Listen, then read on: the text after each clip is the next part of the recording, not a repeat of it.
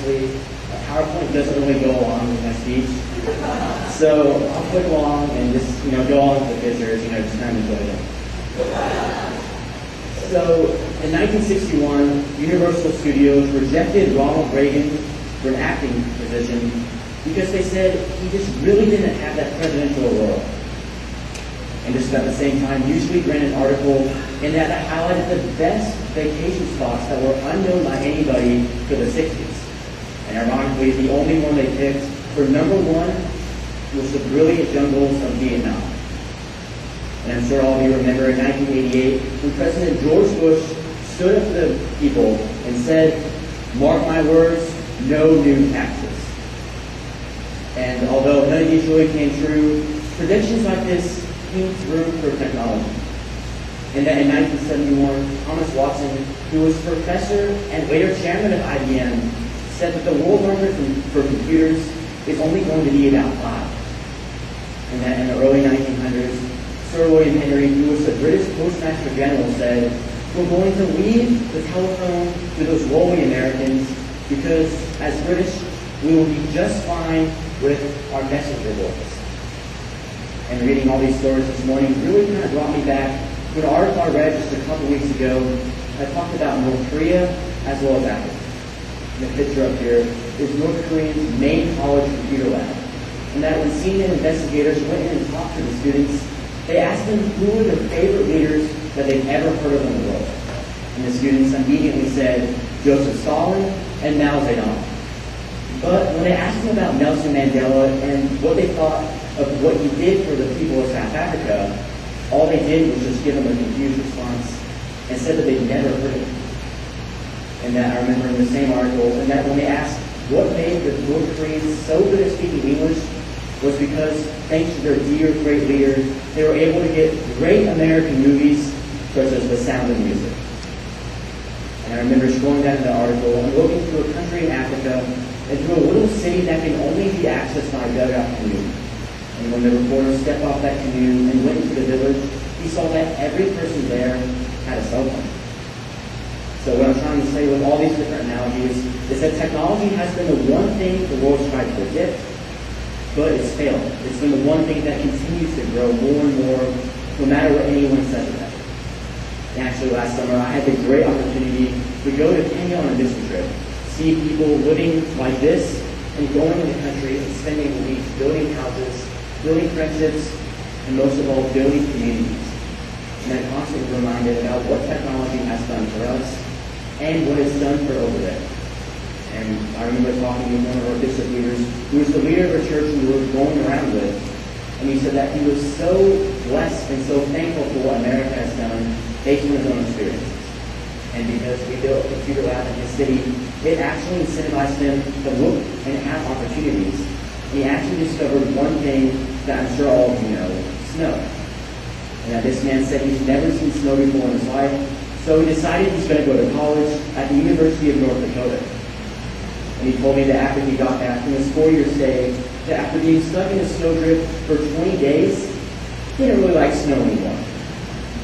But he did bring back some great political knowledge, because when he was in the States was when Obama's election was going on, and he'd always talk to his friends back in Kenya about what was happening. And so that led to, as soon as I got off the plane in Kenya, everyone came up to me and said that Obama's house was just around the corner. I should hop in the car and go visit it. Which, some people think that's true, but some people don't think so. But I also remember that as I was roaming through Kenya and driving on streets such as this, in cities that look exactly like that, I remember some specific encounters about how technology has really helped a lot of people.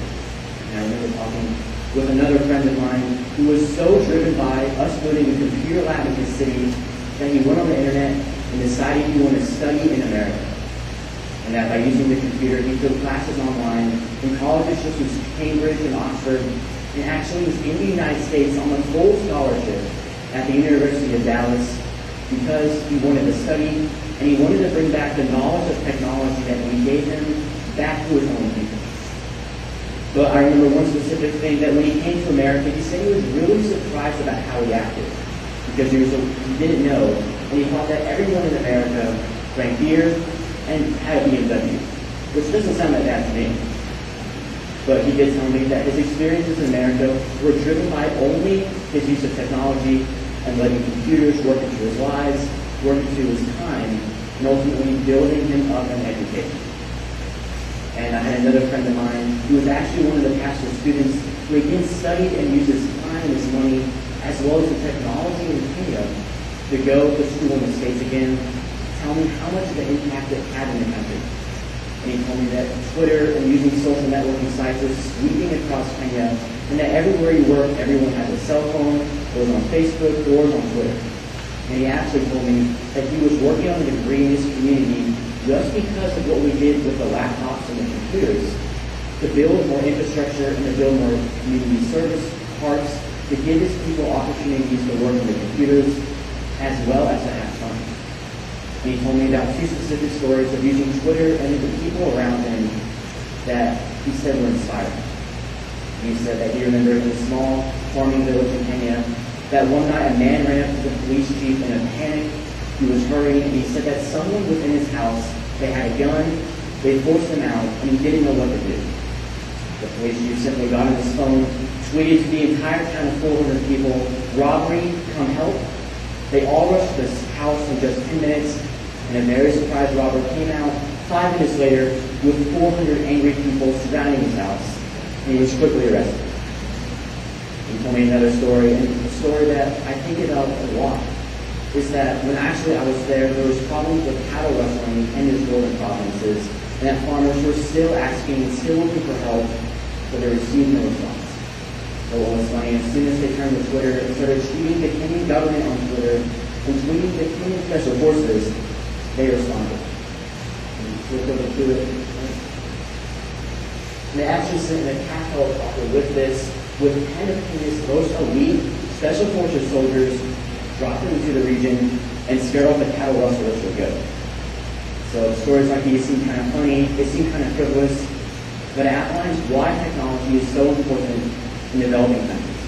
And actually, I remember reading an article about microloans, and microloans are basically other countries giving poor people help in the form of money as a loan so they can build their businesses as well as their communities. So what I actually read is they don't use that money for a business, they reinvest it in technology only, because they understand how important technology is, as well as what it can do for their people. And after talking with my pastor's friends, and everyone in Kenya, they said the only reason why they worked their way out of poverty is because of using computers, using cell phones, using internet, and using the technology. And they said that the reason why is mainly summed up in a kind of a cliche quote, but I think it still applies.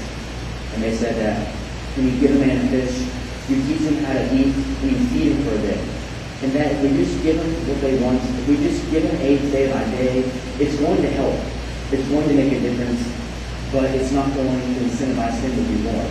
So they said that what we need to do is we need to teach them how to fish so they can be fed for a while. And that when we give them technology, when we give them the money, when we give them the infrastructure to have cell phones, to have computers, and have laptops, and to really research themselves, develop their own ideas, it's going to help them the most. Because, as my friend said, they're going to go to school in the United States, they're going to research, they're going to study, they're going to educate, and children like this, who I met in Kenya, are going to be able to have a better life for themselves, but also bring it back for everybody else.